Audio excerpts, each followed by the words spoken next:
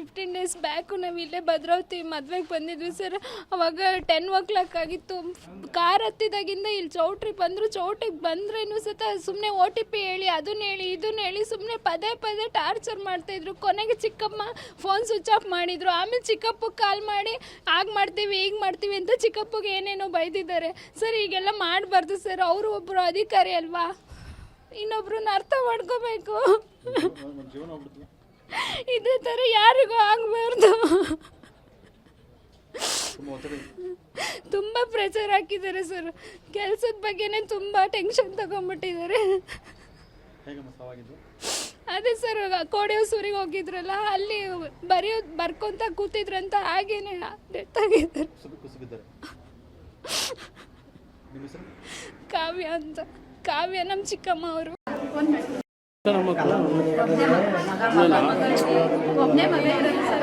ಒಬ್ಬನೇ ಮಗ, ಭಾಳ ವರ್ಷಕ್ಕೊಂದು ಲೇಟಾಗಿ ಮಗ ಇದ್ದಾರೆ. ಇನ್ನು ಫಸ್ಟ್ ಇಯರ್ PUC. ಯಾವ ಜಾವಳಿ ಹೇಳಿ ಕರ್ಕೊಂಡು ಮೊನ್ನೆ ಶನಿವಾರ ಕರೆಯಕ್ಕೆ ಹೋದ್ರು ಕೂಡ ಅವರು ಹಾಸ್ಟೆಲ್ ಕಳಿಸ್ಲಿಲ್ಲ. ವಾರ್ಡನ್ನು ಮಗನ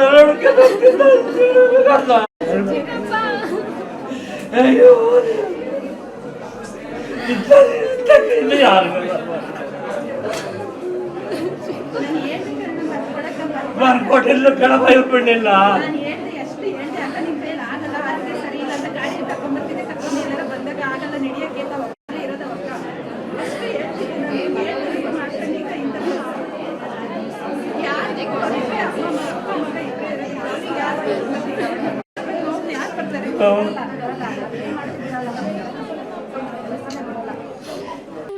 ಡೇಸ್ ಬ್ಯಾಕು ನಾವು ಇಲ್ಲೇ ಭದ್ರಾವತಿ ಮದುವೆಗೆ ಬಂದಿದ್ವಿ ಸರ್.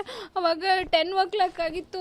ಕಾರ್ ಹತ್ತಿದಾಗಿಂದ ಇಲ್ಲಿ ಚೌಟ್ರಿ ಬಂದರು. ಚೌಟ್ರಿಗೆ ಬಂದ್ರೇನು ಸತ ಸುಮ್ಮನೆ OTP ಹೇಳಿ ಅದನ್ನ ಹೇಳಿ ಇದನ್ನ ಹೇಳಿ ಸುಮ್ಮನೆ ಪದೇ ಪದೇ ಟಾರ್ಚರ್ ಮಾಡ್ತಾಯಿದ್ರು. ಕೊನೆಗೆ ಚಿಕ್ಕಮ್ಮ ಫೋನ್ ಸ್ವಿಚ್ ಆಫ್ ಮಾಡಿದರು. ಆಮೇಲೆ ಚಿಕ್ಕಪ್ಪಗೆ ಕಾಲ್ ಮಾಡಿ ಆಗ ಮಾಡ್ತೀವಿ ಈಗ ಮಾಡ್ತೀವಿ ಅಂತ ಚಿಕ್ಕಪ್ಪಗೆ ಏನೇನೋ ಬೈದಿದ್ದಾರೆ ಸರ್. ಈಗೆಲ್ಲ ಮಾಡಬಾರ್ದು ಸರ್. ಅವರು ಒಬ್ಬರು ಅಧಿಕಾರಿ ಅಲ್ವಾ, ಇನ್ನೊಬ್ರನ್ನ ಅರ್ಥ ಮಾಡ್ಕೋಬೇಕು. ಇದೇ ಥರ ಯಾರಿಗೂ ಆಗಬಾರ್ದು. ತುಂಬ ಪ್ರೆಷರ್ ಹಾಕಿದ್ದಾರೆ ಸರ್.